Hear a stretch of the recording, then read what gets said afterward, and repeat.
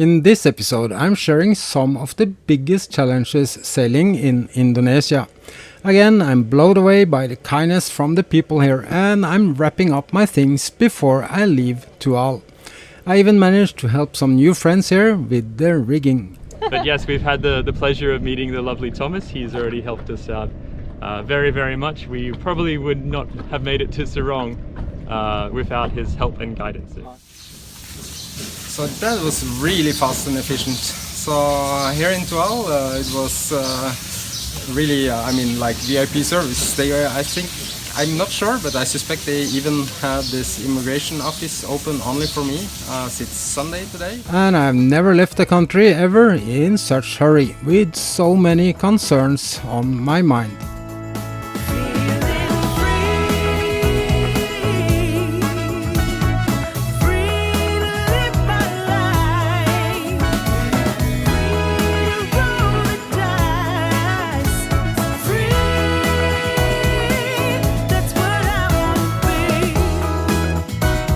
Join me as I'm sailing around the world on Be Free, a Bavaria 55 cruiser.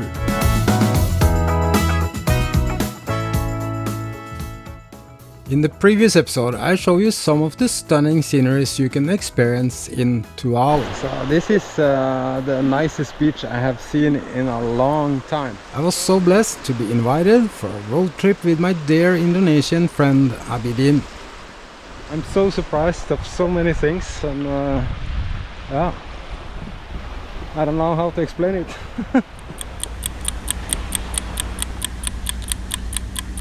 But the clock is ticking fast, with so much repairs on my sails after the challenging sail from Sanlaki towards Tual. Challenging sail is actually an understatement. It was definitely a few steps about a regular YouTube storm. And once again, the extremely short visa is giving me a hard time. Soon I will need to sail to Timor Este and stay outside of Indonesia until my new visa is ready before I can re-enter Indonesia again. It's no secret incredible distances are challenging for a sailor, and now I'm even further away from Bali.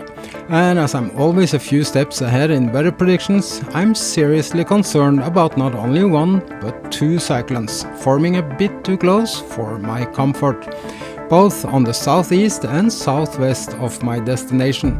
So honestly, I'm a bit stressed and concerned about my next jump.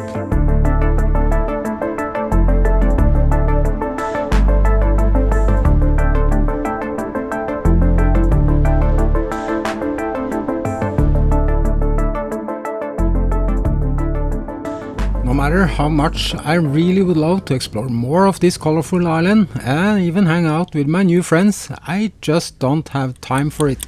I have to finish up my sail repairs and a few other things.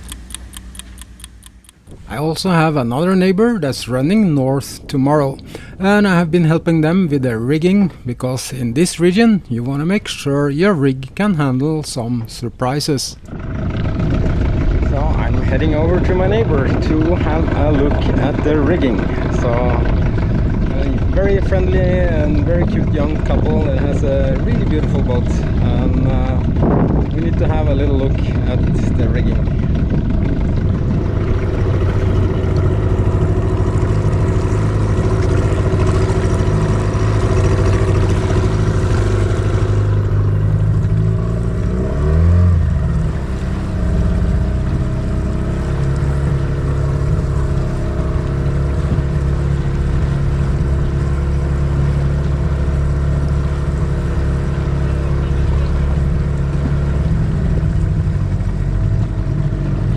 How's it going? You've been cleaning the boat? I have been cleaning the boat, yeah. It looks beautiful. Wow. That's amazing. She looks beautiful. Okay. Welcome aboard. Oh, you got a flaccid tip. Yeah. So unfortunately my high fill dinghy is not that old, but it started to leak, and if it's one of the chambers, I don't know, because it's two separate chambers, but they seem to be leaking a little bit. So I'm back to the same game I had 2 years ago, to have to inflate my dinghy once a day or twice a day or so. One quick look is to aim at the mast to see if it's straight, if it's like this or this way. That's best done like this.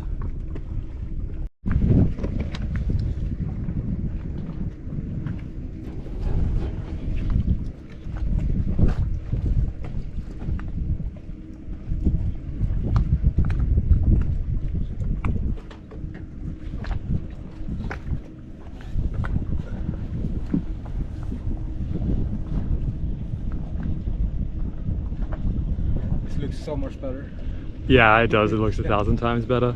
But of course, when you fix the, do you call it the bobstay under the bowsprit? That's what I would call it. Yeah. So obviously you have to release all the stays and the backstay and everything. And now that everything is back on place, it's nice to have it tuned. Yeah. So it looks good. One thing breaking and then fixing it, and then another. That's any boat, doesn't matter. The price tag, how old it is. So a neat trick to first to check if the mast is more or less in the right position is you can use one hailer, and you take it down to the one side and you have it good tension, so you barely can touch here, so it needs to be really tight. And then you just take it over to the other side and do the same, and then you can see if it's different in the gap. Then you know you have to adjust the side stay to straighten up the mast. So yeah, just small hints, but now we are done here and it looks very good. So I think you will have a safe onward journey.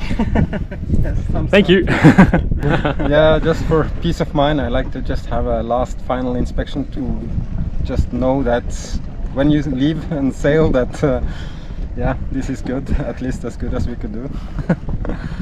So it's never so good in Thomas was nice enough to come help us with our rigging after our bobstay snapped. So we hadn't tuned the rigging at all or anything like that. Don't have the know-how, but Thomas does in his 40 years. How many years? Yeah, 4 decades of sailing. 4 decades of sailing. He's definitely lent us a hand, and we're very grateful for him to poke his head on over. Again, the hardest part of sailing is saying see you later to beautiful people I meet on my adventures. But a see you later is not a goodbye, and often we do cross paths again. Bye! Yes! Fair winds! I'm so impressed seeing so young couples buying a beautiful yacht and entering this wonderful world of cruising. Way too many people are waiting their entire life to realize their dreams, often to never be realized. This could be for many reasons, but seeing young couples chasing the waves for surfing and sailing makes me so happy.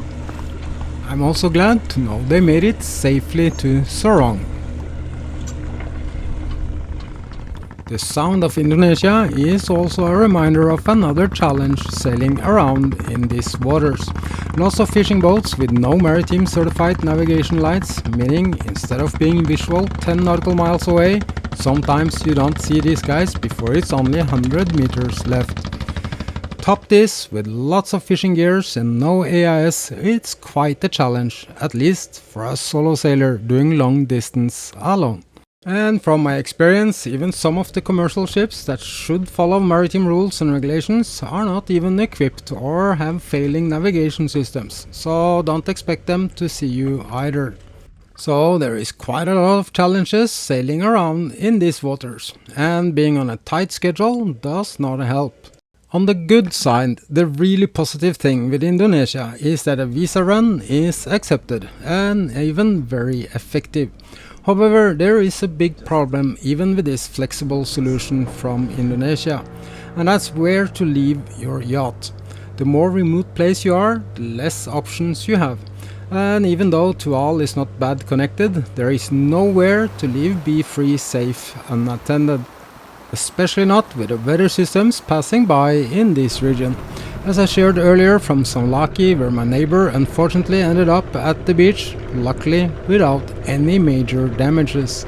But even Tual has been challenging with dragging yachts due to some intense squalls. It's in the middle of the night. That's always when things happen. So leaving your yacht here, I would say, is a huge gamble. And not only for my insurance, but even for me, this is a no-go. People in Tual seems like very friendly, and I would not worry much for robbery or anything. And even the amazing port police here, I'm sure, would even keep an extra eye. My concern is the weather. This is the reality, and right now I'm on a race against time and weather. The clock is ticking. The really amazing thing about being in such remote places is the same that also can make it your biggest nightmare as a sailor. This is not easy to understand only watching YouTube, but remember, there is no stores here selling anything you need for a yacht. There's lots of skilled people for sure, but most likely not what you could need help for. Importing parts will take too long time you might not have here. And importing things to Indonesia is in general expensive and complicated. I'm not entirely done here, and my stitching is not as pretty anymore as it's now under serious pressure.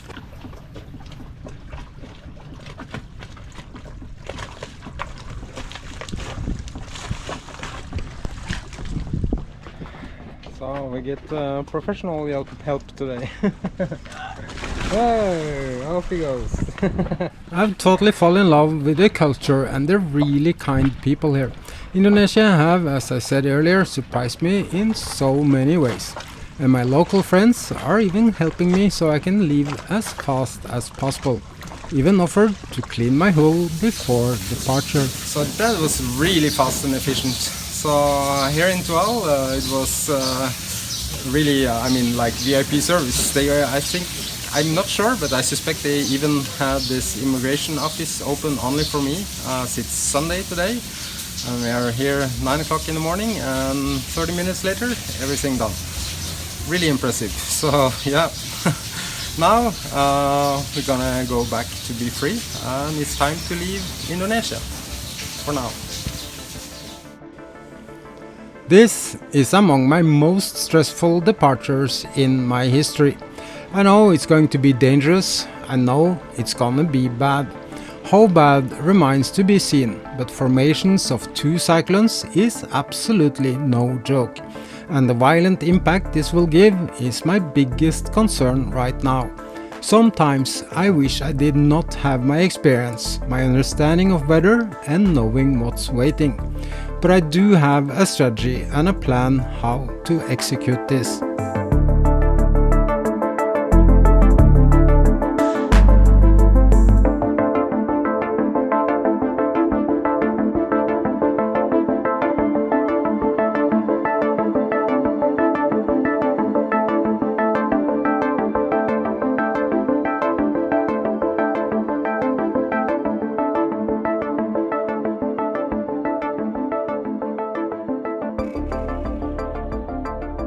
Thank you so much for watching and for being here. Also thank you for helping me growing this channel by subscribing.